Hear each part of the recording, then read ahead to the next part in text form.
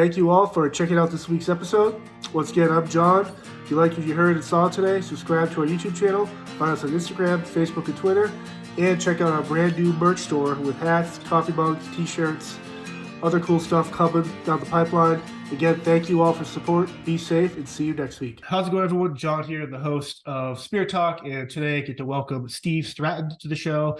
Steve is a Green Beret author, fisherman, foodie expert, I might say.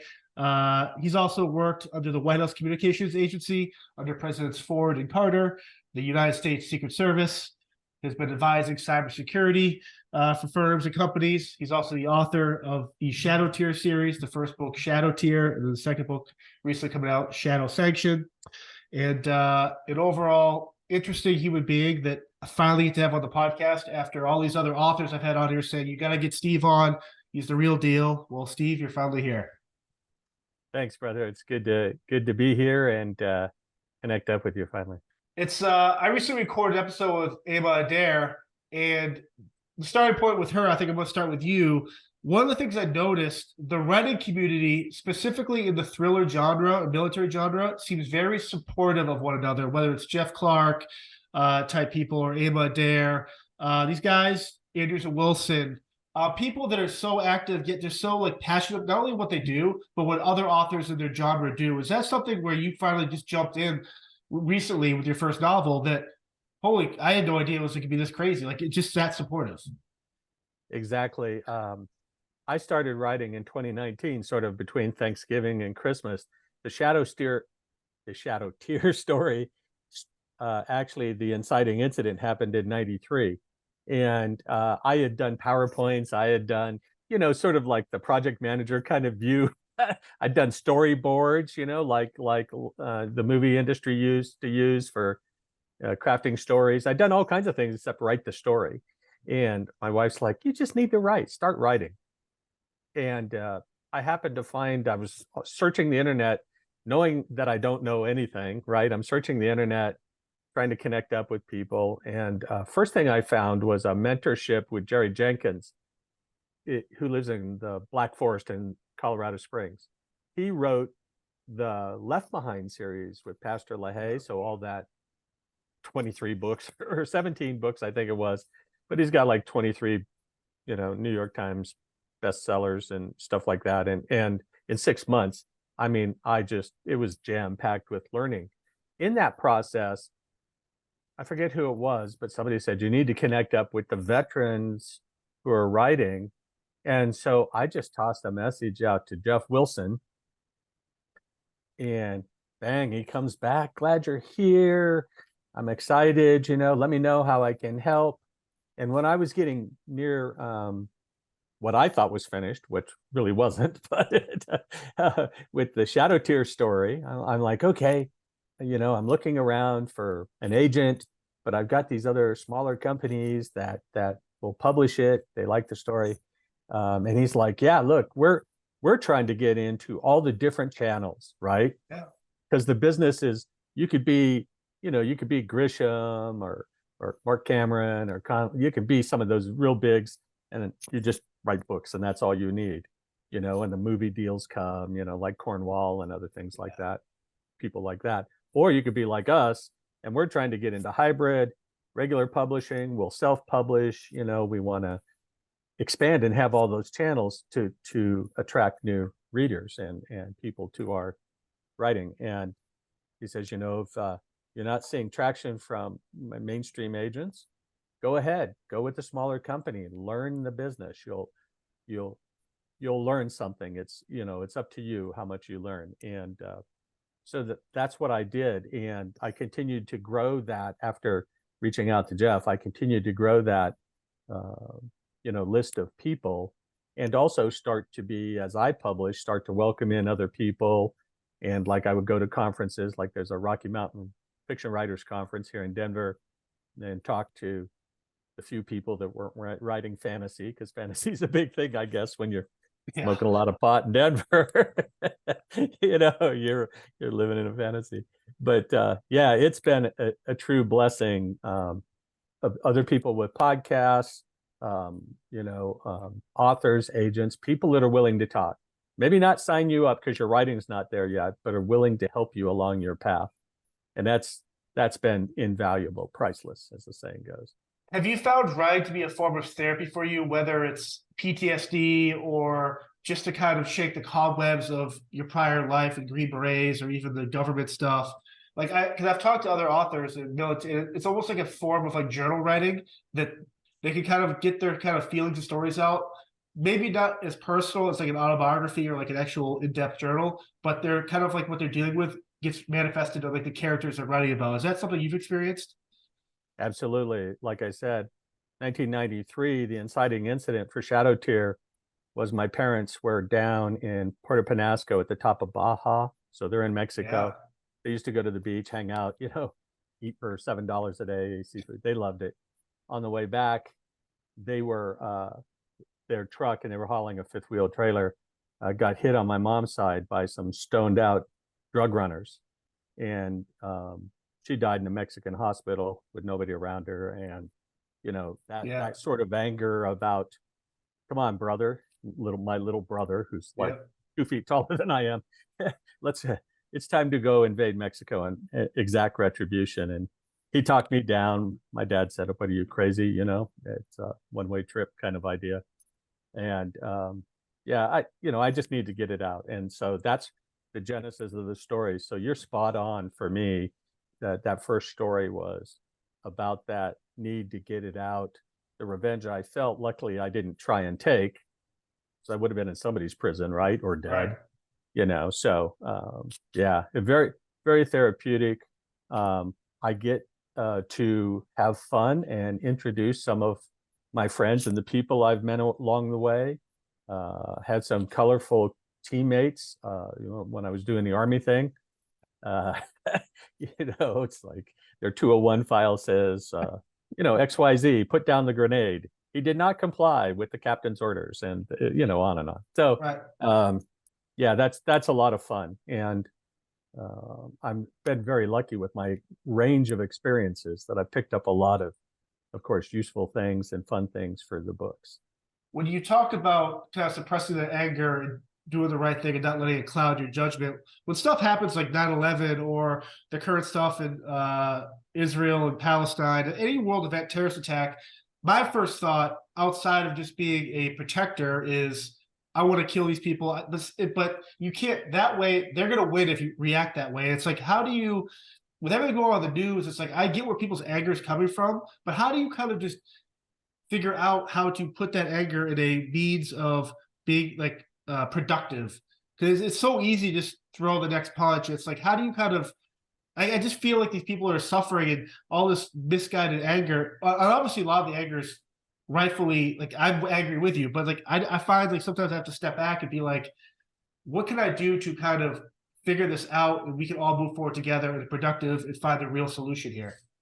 Yeah, I had to, over time after that event where my mom passed away, I had to learn how to not carry somebody else's water, their anger, their need for revenge.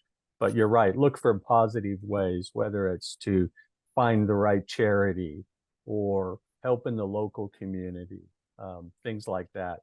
And, one of the things I do is, hug family tight, right? Yeah. And then I can also, essentially fantasize about exacting that retribution, in a book, in a story, a short story. But, I don't have to go act out on it. The U.S. government's not going to call a 69-year-old Steve back, Never know. Well, yeah, if they do. But, I have a lot of friends in Israel, and as you know, I used to live Rockefeller, Bethesda, right in the DC area. So I have a lot of Jewish friends and stuff like that. And so, I definitely feel for them. I mean, what Hamas did was horrific. And, but I think they're handling it and letting them handle that. And like you said, look for more positive ways to help, is the right thing to do. Right. What recently, before we kind of jumped on here and figured out what we're going to do this, you mentioned you were going away for a weekend to do some research. What does that consist of for you? Because obviously with your background, military and the federal and all the stuff you're doing, like how much research, like when you put it together a book project, it's like 50% your past, and then the research consists of what aspect of kind of what you're doing? Yeah, this work in progress that I was at an Air Force conference in San Antonio, and then left there and drove down to Houston. And by the way, the drivers there make DC look like a cakewalk. Yeah, Houston's crazy. I never stomped on the brakes so much. And I used to race Miatas and stuff. I've raced cars. I've been on with some aggressive people. But anyway, I went down there because it's more the feeling of a place. You know, you can look at a place, and I have to sometimes, you know, look at a place online because I'm not going to get there. But I go out in my research and look for those other things that talk about what it feels like to be there, things like that. And that's what I went down to Johnson Space Center because I use it in the book as a location. One of the things we used to do back in the 80s was hold conferences and invite people from around the world, right? And when you do that, you learn some interesting things and you pick up some interesting things. And so that's what's happening in this story. And my team is sort of looking for a specific end, right? Which of course they don't get to. It's only 30 chapters in. I can't let them finish the book. You know, find the bad guy and win the day. It's like, nah, that's a novella. You know, I have to talk to Eric Bishop about that. So, but I went down there for the feel. I went through the VIP tour on the astronaut training. The next morning, I talked actually with an astronaut and got some specific questions.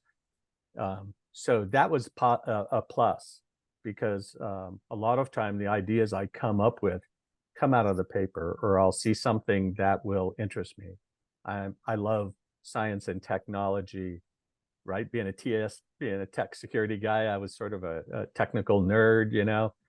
I love guns and things, but electronics and other things. And so very interesting to find out that the subject the book is focused on, actually, there were events in real space events where, for example, even recently, like a Dragon capsule had to do an avoidance maneuver.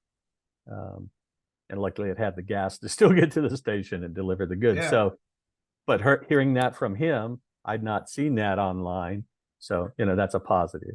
And, but that look and feel, I forgot that, that Houston's on the bay. It's like Tampa, it's like St. Pete, it's flat, you know. Yeah. And, you know, it's a bunch of buildings with all the system integrators, SAIC, Peraton, you know, Lockheed, everybody around it supporting the NASA environment.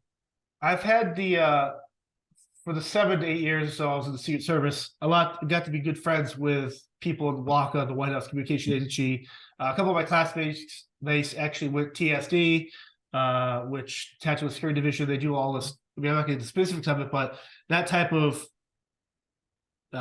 gear, kind of whatever it is, with that type of background, and maybe I think it'd be best if you kind of describe what you can, like what exactly WACA was. Obviously, with you and Carter and Ford, obviously technology and stuff has changed as we've gone to 2023, but kind of like the gist of some of the stuff you did when you were part of that. Yeah. So back when I was there in the late 70s, White House Communications Agency, which had been around, I think really started as like an Army signal command with Eisenhower. But really it was about how does the president stay in touch when he's on travel, whether it's Philadelphia for the tall ships in 76 or going to Bonn, Cologne, or Russia or China. Having the president stay, you know, in communication is a good idea, considering his spot on the, you know, the go, no go leadership kind of questions. So, so WACA at the time, I could tell this story now. We had a corner of the executive office building there. You're looking from the South Lawn, right? You're on that side of on the lower left corner there. We had a huge switchboard with plugs, right? Sort of like a female comedian used to do her shtick about being a Lily Tomlin, right? Yeah. But we had, so there was the White House switchboard, which was the published number, which we called the the nice little ladies, switchboard, and then we had the tactical switchboard. So we were connected to all the agencies, the Pentagon, things like that. There was another group that did audio visual. So when the president comes, for example, into the press room, things like that, right? You're changing the seal on the podium. You've got the audio visual because the AV group is recording all that kind of stuff for posterity, history, things like that. And then we just had different teams that did communications. And my first duty station in the Army was at the corner of Wisconsin and M, right in the middle of Georgetown, which most people that understand DC like you do understand Georgetown's this sort of ritzy neighborhood. Yeah, hipster. Yeah. Hipster, lots of bars, restaurants, and things like that. And we had a corner, and it was an old facility right across from Blues Alley that we had. So it was an amazing time there. Of course, there was a lot of change getting right there as Nixon resigns. My sponsor says, "Hey, by the way, do you know what that is?" As we drive in, and I'm like, "Is that the Watergate?" He's like, "Yeah, don't go there." Don't eat at the Howard Johnson's. I'm like, "Yeah, roger that." But so we provided communications nets around DC, and then of course packing up at the time a C-141 full of gear and taking communications gear overseas, walkie-talkies for the Secret Service and other things like that. And then there were more esoteric parts of WACA, even had linguists that supported, the White House, the sit room, different things like that. So there's a couple good books if somebody wants to read about White House communications. But I recently at this Air Force conference, there was actually a booth and they were recruiting for WACA. And so I was able to look at a picture book of all the old, of some of the trips, because WACA used to actually run the photo lab for the White House press and create all the photos and the photo books from the trips. And so that was fun. And I got some M&Ms in a box that looks like it's presidential cigarettes and stuff. Yep. Yeah, it was fun. So it was a great time. And that transition from WACA and working with the Secret Service all the time in support of the Secret Service, coming over to TSD was supposed to be easy, but I sort of goofed up a little bit. I didn't take the government employee test too seriously, and I didn't pass, and I was so embarrassed. Everybody's like, "What? Well, you're not gonna be in the countermeasures group any longer. We're gonna put you on something more physical since you can't." But I took it a second time, and it was like took 2 minutes of study to realize what they wanted on a certain part of the test, and I passed. But it was like I was so embarrassed. It's like everybody at the TSD was like, "Stratton didn't pass the test. What's going on?" So I remember when like flying pre 9/11 and flying down, obviously the upgrades of like Wi-Fi and technology. But when 9/11 happened, I remember, and correct me if I'm wrong, when President Bush went up in the plane, they were able, to get not the specifics again with Air Force One, how long they could stay up there, but to have that command center, whether it's an Air Force One, Marine One, the Beast, and the Motorcade, to always have nonstop communication throughout the world, like it just boggles my mind that technology exists, yet it's not out for the masses. Now, obviously, there's good and bad, I think, with both reasons why it's not or it is. But it's like, what's your feeling on that type of technology only being allowed to certain people? Now, take out the fact that presidents and people of these power, they're representing the people, need to have those protections in place.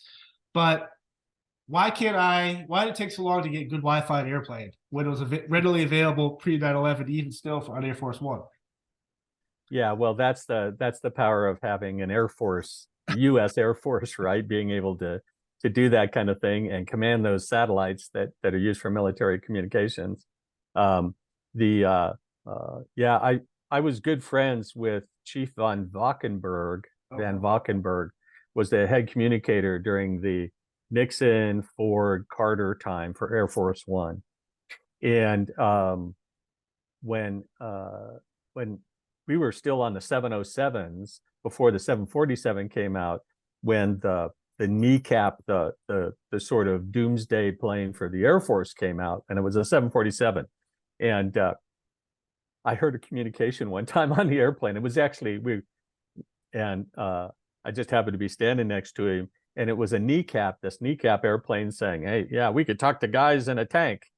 And Van Valkenburg said, "Yeah, but I could put the president of Germany on hold." And he's like, "Yeah, nice try, kid." And that communication, though, it all came. We used a lot of civilian GE Motorola's, for like the walkie-talkie. So we used a lot of civilian tools, but with, let's just say, military add-ons for encryption or for protection, or to make it so you can't tell where the signal's coming from, things like that. So those advances, a lot of them came out of DARPA, of course, into the services, and WAC is able to take, first user advantage of a lot of that stuff before even, like you say, before even some of it became commercialized. Because even the first Wi-Fi we had on the airplanes, right, it's going up through an Inmarsat satellite. So it's not the highest speed, That's why they don't want you like being on a Zoom in the airplane. You're taking up all the bandwidth. Everybody else starts to complain in the airplane. But when I was in the Secret Service, the contract was with BlackBerry for all our phones, encrypted, all that stuff. When it comes to like a government agency, whether it's DHS, whoever it is, that locks in a entity like computer, laptop, cell, whatever, technology based, what is the trial and error that goes into finalizing? Why pick BlackBerry? I mean, I love the compatibility. There's a reason why I love it, but how do you even get that far? Like, what was the trial and error to settle on something like BlackBerry? Yeah, so everybody has, all the major agencies, and certainly the intelligence agencies, they actually have a similar organization to DARPA. It's called IARPA. It's the Intelligence Advanced Research Agency.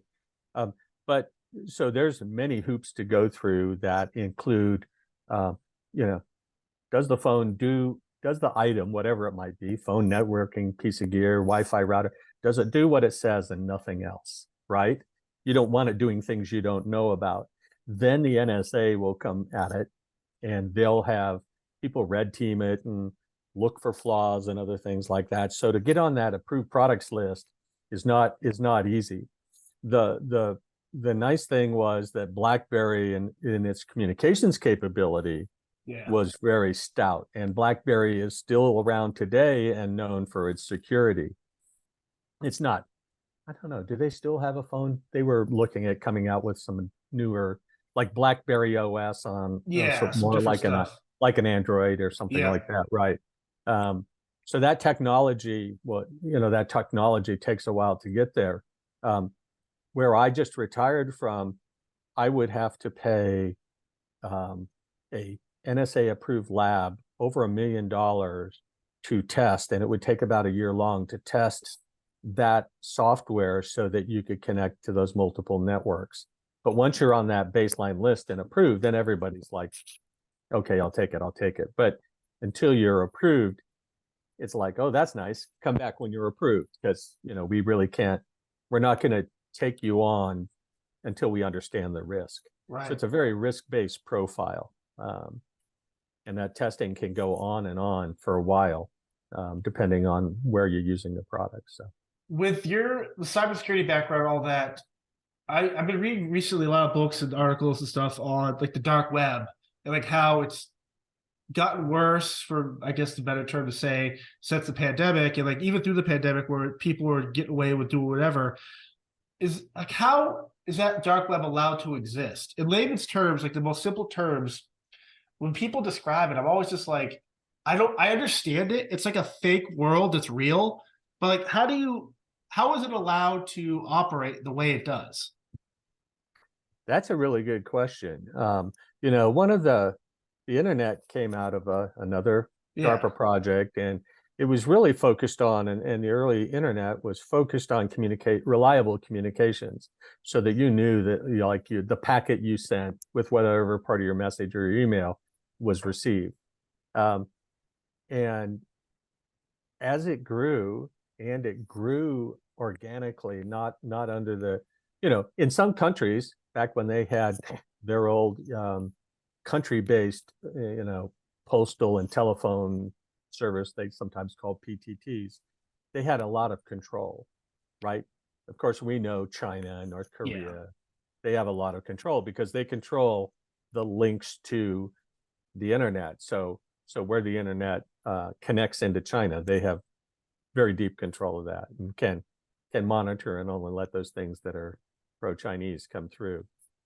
As the internet grew, it was just everybody wanting to get on board. There was one small agency that was trying to give out the IP addresses and A, B, and C, D series IP addresses. And the growth just exploded. So there was a lack of control, right? Right. But it was all goodness. We were becoming digital. We're getting bulletin boards, and the bulletin boards are now going to web pages, right? We had Netscape come out. I'm showing my age. I know all this history. Yeah. I lived through. I was called, by the way, in White House comm, I was called a radio man, pre-computers. And there were mainframes around, but they were, in universities and big places.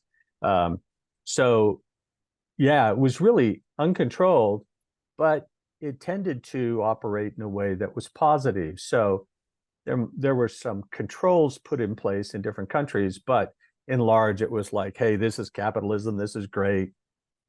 There was a spot in Virginia where the internet terminated, and literally it was one of the spots I said was it was never hit. It was never attacked, but literally there was 4 inches of concrete between a parking garage and the East Coast internet connection in the United States. And if any, it's changed since then. But I was surprised that one of the organizations that really didn't like us in the 70s or 80s didn't whack that spot, so to speak. But the internet continued to grow. The companies grew up around it. A lot of good capitalism. Yep. For the most part, very positive.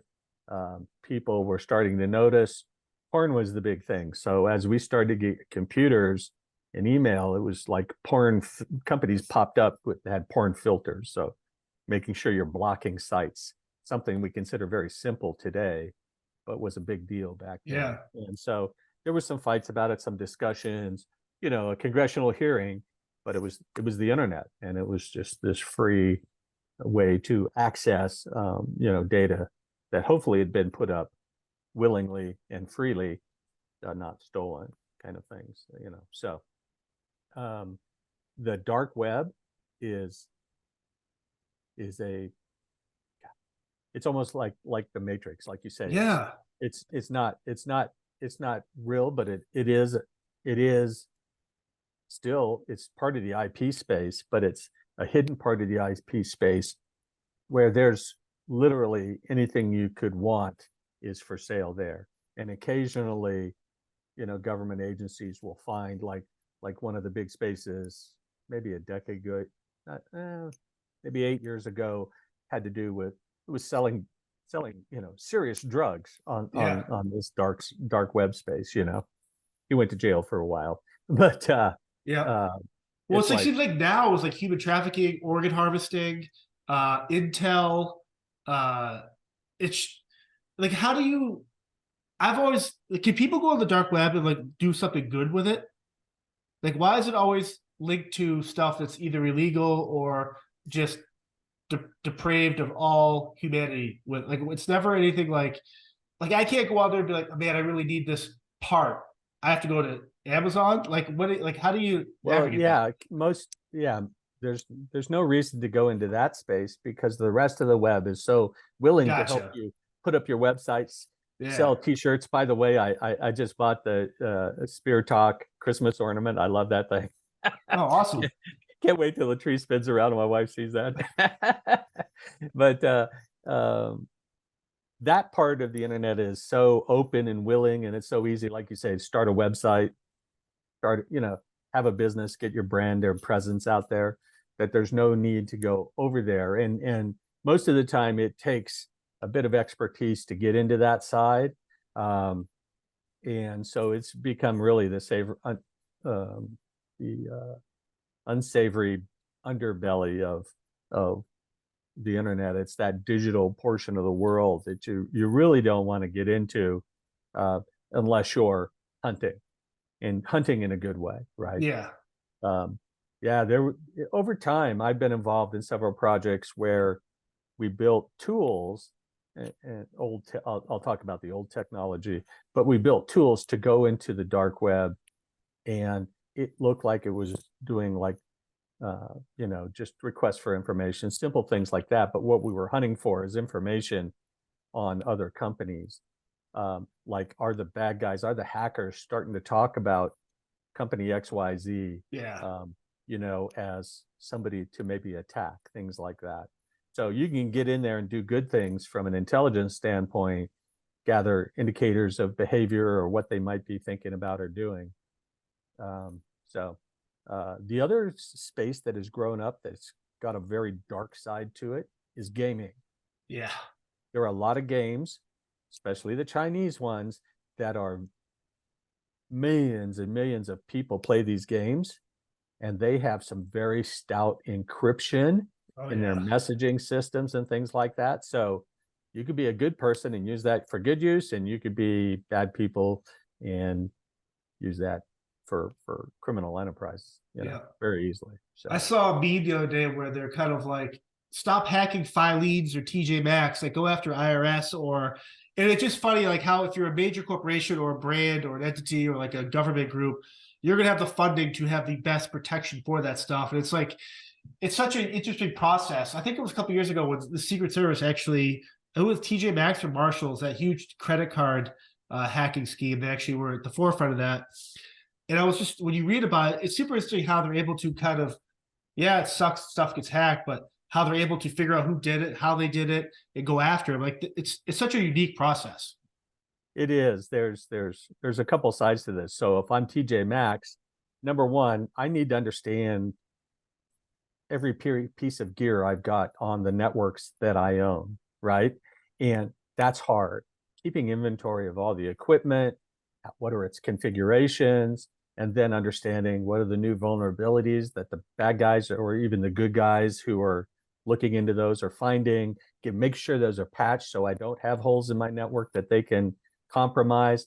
That's a huge side on let's say the good side. On the bad side, the other than just kids messing around, the hacker, number one, the Russians, the Chinese, the Iranians, they all pay to have hacker teams do work for them, right?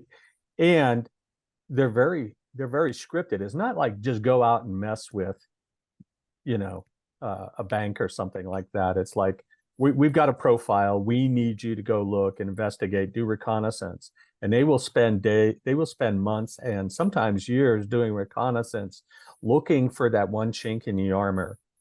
And it might be only available for like, a few days while this exploit had this new vulnerability that was found in some piece of gear is exploitable before it's patched.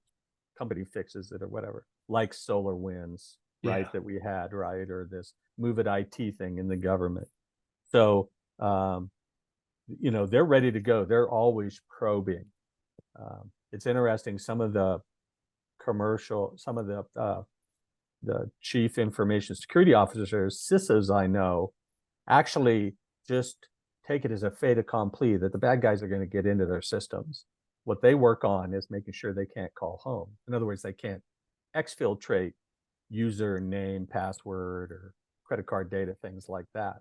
But they've become so prolific that it's not when will they get in, it's if.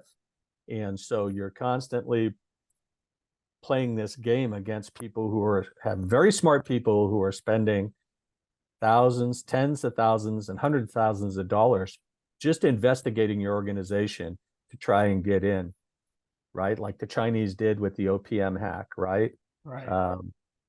And so I often joke, people ask me, how do you protect your data? And I'm like, well, not real good, because I've been to, like 17 hacks, something non-consequential, like a address or my username or something, but all these like life insurance or insurance companies, banks, Home Depot, Target, and they just continue. They continue looking for ways to extract information they can sell on the dark web.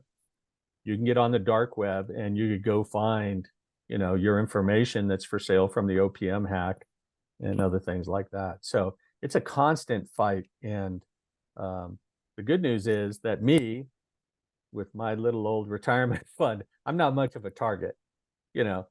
They're targeting the big company that might have my information, but they're not targeting me. Right. Right. I need to, change my password and do some hygiene things, but they're going after things that either help that nation state that pays them or will result in a big financial gain for them, because they will build an architecture, put it up on the dark web, some of it on the good internet, and then collect all that data and then just take it down or abandon it because they know the Secret Service, FBI is going to be coming after them, Interpol, whoever. Right. And they'll just abandon tens of thousands of dollars a year, and slink off into the night and then sell their stuff elsewhere. So it's as creepy and as crazy as you can imagine. Wild Wild West doesn't right. It's, doesn't say it all, right? So yeah. I want to transition into your writing with Shadow Tier and Shadow Section. And for those that got the first box of the book club, it sold out. Your book Shadow Tier is in there, and readers will get to introduce the character Wolf, which we can talk about this because this will air when people start reading. But with a character like that, how unique, and the reason I think I resonate with that character is because he's indigenous, and there's not a lot of heroes that are either Native Americans, indigenous, and it made for a fascinating character arc. He's got the history and the culture behind him of a forgotten and abused entity of people. Yet here he is doing what he is, going after the cartels and all this stuff. And when you read the book, you get to realize how badass this character is. But it's like, how did you settle on that type of background for your first character? Yeah, I did a lot of thinking about that and looking for something that, like you said, would be different. I also had Louis L'Amour wrote a book called Last of Breed, about a Native American pilot who goes down in Siberia and has to, almost like Jack Carr's Savage Son, has to, fight his way out, that kind of thing. So that was a great influence. And because there's lots of guys, and Lance, I'm writing a actual prequel right now, the origin story for Lance. And yes, he went in the Rangers because his stepdad Andy was a Ranger, and he eventually ends up in Special Forces. So he's got a special ops background, but with that, like you say, with that Native American, I like to think he brings a different perspective and a different thought process. Now, I often laugh and say I cheated in the first book. I wrote about revenge. So what do I need to reveal about my character? Oh man, he's mad. He's getting after it. It's like, and a lot of people said, yeah, we need to see more about Lance. And hopefully I did more of that in the second book, and Ellie too. But it's a revenge. I joke about how easy it is to write a revenge book. He's only thinking of one thing. But I tried to also impart a human arc in there, that he learns that living in the darkness has a cost, right? Yeah. And he's got, it's not that he's fearless, but it's like he's got his spirit guide and he's got his family, that community with him. So he's not afraid to die. What he finds out about what he's doing is really the impact it's having on his family and his friends, right? Right. Yeah. Do you ever find, when you, obviously with the first book, Shadow Tier, there's certain actions and stuff that takes place, but when you start writing the sequel and other books and expand this world, do you ever feel like you have to go back and be like, oh, why did I write this character to do this, or why did this event happen? Because you don't know if a character or an audience is going to resonate with a certain character per se, right? Until you release the book. And it's like, is there a fear there where you're kind of like, man, I wish I expanded this character more, or why did I kill this character off? Because all the comments you made were, oh, I wish I had more of this character. Like, how does that work with you in terms of like writing for the future? Yeah, it's it's interesting because I just wrote a book, and I was thinking about a series, but I didn't understand the issues of writing a series, right? Right. And then they're like Brian Andrews and Jeff Wilson, they write in 3-book arcs, right? And you get Mark Greaney. Yeah. And, well, those guys, they just like 3 books in a year popping out and doing a Webb Griffin. Oh, by Yeah. the way, we're doing Clancy now. I mean, it's like craziness. But and then you get Mark Greene, who writes in a 5-book arc, with the Gray Man. So learning those kind of things, I'm like, oh man. And I'm now that I'm writing the prequel, I'm going to have to line it up with the first book. And actually, at the start of the new year, I will get the rights back. Unfortunately, my publisher is going out of business, so I'll get the rights back to Shadow Tears, Shadow Sanction. And I'm number one. It's my first book, so I need to edit it and get into it. But I'll be able to connect the prequel and set that forward. But I think I've been pretty true to Lance, remaining Lance, and he's grown and learning what doesn't work, and works and that kind of thing, because he's still part of a government agency. But it's hard to keep that in mind because I'm so situational. I could easily make Lance just a serial killer, and get all excited about how invigorated I am about the writing and go, oh, wait a minute, he's not that. I can't do that. They would reject that. It's like, that's not Lance. You can't do that. So you do have to keep that in mind. But I also want Lance to grow. I want Lance to advance, and the other characters too. I got a real good compliment on Shadow Sanction that I hadn't even given it any thought, but that the character arc for Ellie really stands out in that book. And I'm like, no, that's cool. That's a great comment. It makes me wonder about what they thought about Lance's journey in that book. So, and I'm influenced a bit by Clancy, although in the third book that's getting edited right now, I did shrink the world down. There's not like 15 people, 17 bad guys, because the first and second book, right? The second book takes place in Afghanistan, England, Germany, New York City, the Crow Reservation. People are like, how'd you keep that all in? I'm like, man, I had threads. I had stickies and threads. It looked like an old cop story, right? I was trying to keep it all together. So in the third book, I really focus it down, and it's really, Ellie and Lance against El Chapo. And so just to see if that made my writing easier. Yeah. It did. It did. That when you reference the reservation stuff, the Crow Reservation in the second book, it kind of reminded me of like the Harrison Ford movie Witness, where he's in hiding and all those people come to attack the farmhouse or the barn or whatever. And it was like it just puts the person in their safety of their backyard, their actual home, doing what they have to do to survive, as opposed to being in a trench in Afghanistan or in a firefight in some alley in London. And like, it's a really cool way of bringing the action home, I think, to make it really sympathize with the character, because there's a reason why he's willing to die and go against all other orders to protect what's his. And I found that super empowering.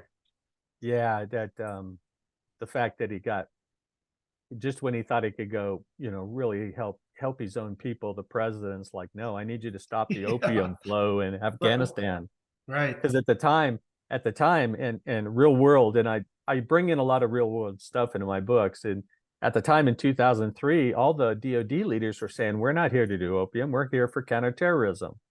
And Jeff Higgins hadn't started the office for the DEA. There was like limited people in Afghanistan, and they're doing 400 million in opium, and the president's not happy. So I guess, now you got to balance, how you're going to balance that. It really became the part of the story there, that idea that the young guy had about, later in the book about how they would get after the cartel. So it was a fun time writing that. So one of the interesting things in my career, like the traveling, seeing the world, learning the cultures, the food, and obviously with you and being a foodie you are, and the ability or how you were able to travel and do all your stuff all across the globe. Kind of talk me through like when did you realize that experiencing these different cultures and what you do for a career could open your eyes and broaden your horizons to what the real world really is about? So yeah, being 69, I remember the days of having 2 black and white channels and stuff like that. So I learned about the world at school, and then my aunt and uncle had a subscription to National Geographic.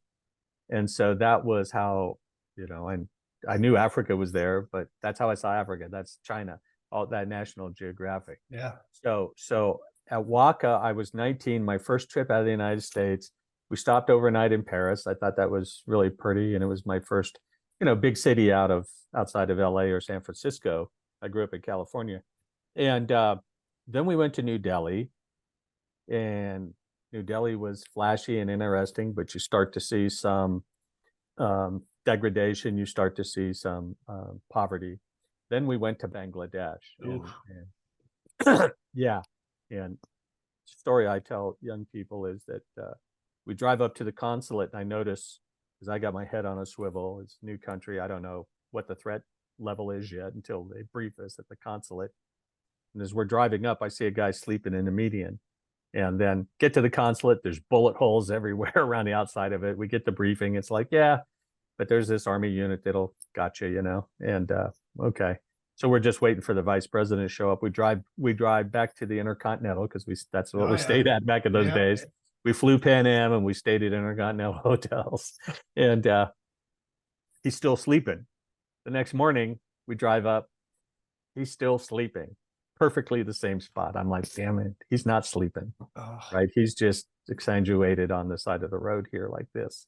And then we came back that evening, he wasn't there any longer. And so I started to appreciate that. Number one, it was a very eye-opening, the levels of poverty and that somebody could just pass away in a median, and it took a while for the crew to pick him up.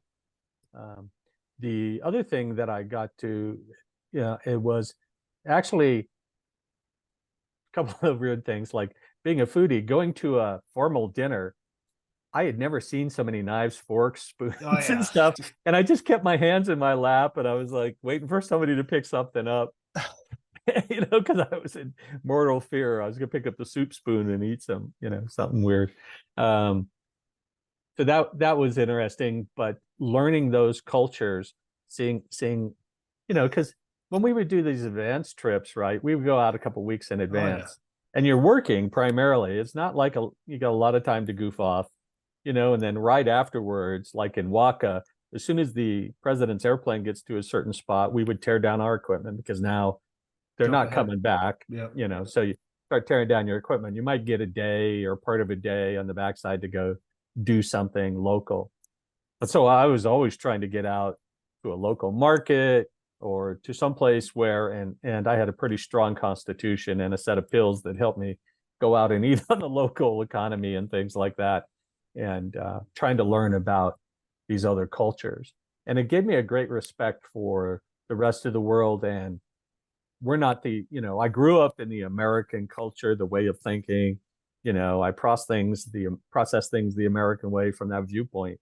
And that's when I started to get these other viewpoints. And that, maybe we're not always 100% right, or, we're not the leader of the free world in a subject and things like that. Seeing cultures and meeting people and talking about different subjects. And there was always the one question. It'd be like, what's going on with your president? I'm like, I don't know.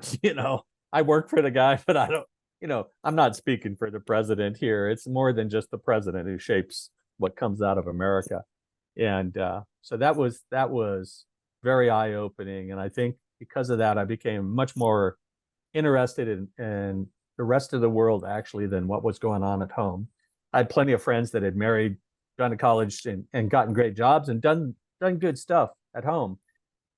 But I understood America. I was interested in the rest of the world, right? And in your travel, I'm seeing you all over the place in your recent trip abroad and stuff like that. And I know it's a lot of work, but getting to see those cultures, have great conversations over a bowl of noodle, ramen, whatever it might be, is been very positive. And I like to bring that idea that, right, even like a lot of writers will say, even the bad guy thinks he's doing the right thing, and I think shows in my writing. So.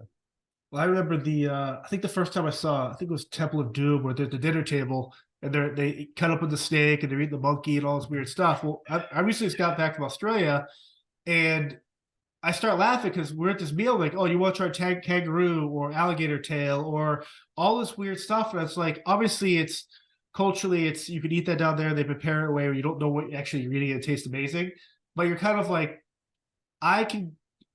something I saw in a movie back in the 80s, early 90s, I'm experiencing now obviously a little bit different, but I'm just kind of fascinating, especially with food. Like, you're just like, I love sushi. Sushi in Massachusetts, there's some great spots, but you go to like Japan, obviously, or Australia, or some of these places in Europe that like world renowned, like you're eating food and stuff that you only read about in books, or I saw on PBS as a kid, like seahorses and like all this weird stuff. And I'm like, food is such a fascinating, like, it brings so many people together.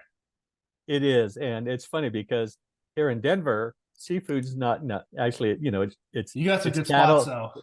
it's lamb and cattle, and there's a couple of good spots, but we like have to take my wife to a chef's table where the chef's brother is picking this out, on Hokkaido, off of Hokkaido, fresh off the boat and getting flown immediately to Colorado. And of course, you're paying the price for it.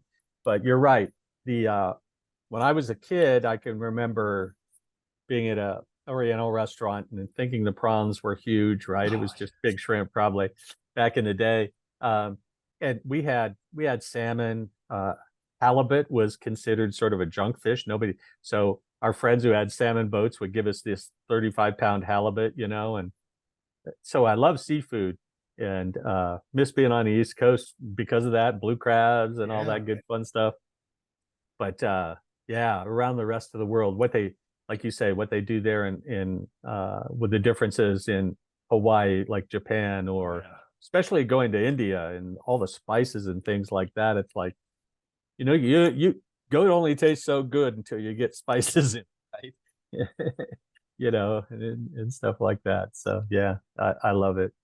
You're also big, obviously, the fly fishing and outdoors and hiking. Like, how therapeutic is that for you? Like, almost, it's like a good yin and yang for you with terms of like the writing and stuff, and it kind of helps reset your work and stuff like that. Yeah. Oh yeah, absolutely. I mean, I grew up in the redwoods of Northern California, so I was always out in the woods, and with a disciplinarian father, or a father that showed up for discipline only, right? And mom was supposed to take care of everything else. It was like, yeah, get up in the morning, eat my Raisin Bran, go in the woods, come back for dinner, pack a lunch, whatever. And so I just find it, I can just go into the woods, lay down, and take a nap on the ground, and so it is very refreshing. And I'm not the world's best fisherman or stuff, but it's just that relaxation. And then there's other times when I'm outdoors and I'm on a vintage dirt bike ripping it up and I'm having just as much fun, on an old Husqvarna or something like that. But getting the woods, camping was a big thing as a kid. So during Vietnam, when my dad was over Vietnam, my mom would just throw us literally in the back of the truck, drive down to the redwoods, one of the state parks south of Eureka, and we go camping with the rest of the extended family. Yeah. And so running around the woods, I've been lucky enough to run around the woods where like Last of the Mohicans was filmed in North Carolina. Yeah. Used to go rent a cabin up there and stuff like that. And so that is very, it's, what is it called? I think in Japan, it's a religion called Shinto, where it's almost like there's the forces and everything, plants and everything like that. And so, yeah, I can say honestly that I commune. I just relax. I have a low heart rate, but it really goes down when I'm in the woods. I get it. It's almost like a spiritual coma. It's like so relaxing. So I just the first, I think it was January 2020. My company and I, we kind of, a bunch of us just got in a car and drove up the Gold Coast, and like obviously did all like the Pacific Highway, like everything up from Oregon up to Doris, California, like that whole area. And I did remember just being like in awe of how like obviously when you travel the world, you think, oh, I get to see all this crazy stuff. It's like the stuff in our own country is just as magnificent. It's just you have to go out there and see it. To see like those redwoods and real and just see the size of these, it's crazy. It's truly amazing. Yeah, it's stunning. And when I was a kid, we used to race up the trees, just Oh, grabbing onto the bark. But we'd get about 30, 40 feet up. We'd be like, time to come down, And there's still like 200, 300 feet of tree above yeah. you. And the funny thing about the redwoods is their foliage is so high up that underneath you get sour grass, and that's about it. There's no hunting in a redwood forest unless a deer just happens to be going through. Right. There's just really not a lot to eat, but it is so quiet. And usually they're in a foggy area, right? They love the Yep. fog and the wet. That's how they grow. And yeah, it can be stunning. I remember first time my wife saw a redwood, it was this Eleanor Roosevelt stand, and there's this stump on its side, and it's about 100 feet long, and it's 3 stories high, and that's the tree on its side. You're looking up like, oh goodness. So Awesome. yeah, you get up north of Eureka, Trinidad, that coast into Yeah. Oregon and stuff like that. It's so beautiful, and whether you love the beach or the mountains, it can be relaxing if you're not in somebody's pot grow. Yeah. It's yeah, again, it's just so good because the wine country up there. And I had John Norris on the podcast a bunch, and he's former Yeah. game warden up in California. And like we talked about that part of the world where like the biker gangs would go into the hills and do the cartel planting and like all like the marijuana and illegal growing.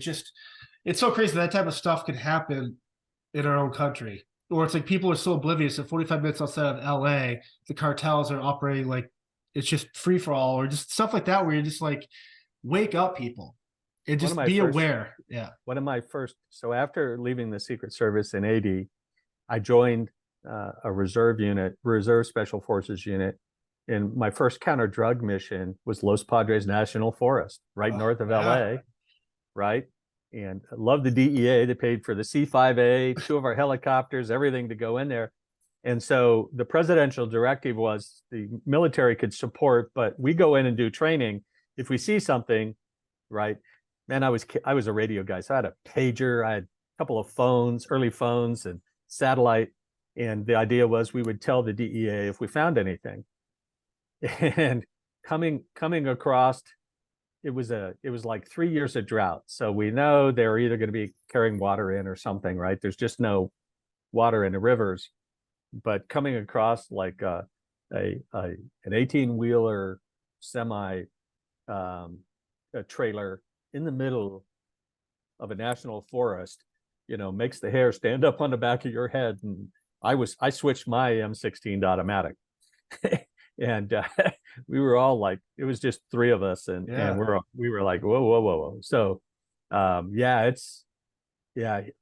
I've talked to John a bunch, and the stuff that he and his teams went through, the chemicals that they use to accelerate growing that kill off fish and destroy the land. It's like really, really wasteful, kinds of stuff, but they really don't care. It's all about profit, right? So Yeah. It's this has been awesome, Steve. Before I let you go, and I'm gonna have you on here a bunch of other times because my head's going a million different directions with your background. But if people want to pick up your books, I know I'm able to grab them on Amazon. But if they want to, do you want them to go to your website, Amazon? What's the best avenue for people to get books in your hand? And if they want to check out your social media and everything you're doing with press and stuff, where can they go for that? sure, to just get books, you can go to Amazon. You can go to Barnes and Noble, Target, online. Yep. So that kind of thing. If you'd like a signed copy of a book, come to my website. It's stevestrattonusa.com. And then after the first of the year, that'll change a little bit. I'll put the books up under my name. I have a little company, Pratt and Media, that will publish the books again, and I'll be putting out the 3rd book, where Lance and Elliot chase El Chapo to Cuba. So it takes place in Cuba. I'll put that out there for that. So yeah, and we'll definitely get you a copy of that for sure. But yeah, that's where they can find me. And I'm available if you can message me through that and stuff like that. And so love to talk to readers, love to get feedback. I take it all in, good, bad, the ugly, just because I want to become a better writer and tell better stories, right? So that's the goal. Yeah. Well, again, Steve, this is awesome. Thank you for the time. Everyone go pick up the books, and we'll do this again shortly. Sounds good, brother. Take care. Thanks, sir. Oh, hello. I'm just enjoying this nice fucking candle. Anyways, I'm John, the host of Spirit Talk, and I want to talk to you about nice fucking candles. We are lucky to have nice fucking candles as a sponsor of the podcast. And if you use code SPIRITTALK15, you get 15% off your first order, or use the affiliate link below to always get your candle needs through Nice Fucking Candles. Nice Fucking Candles are 100% soy wax.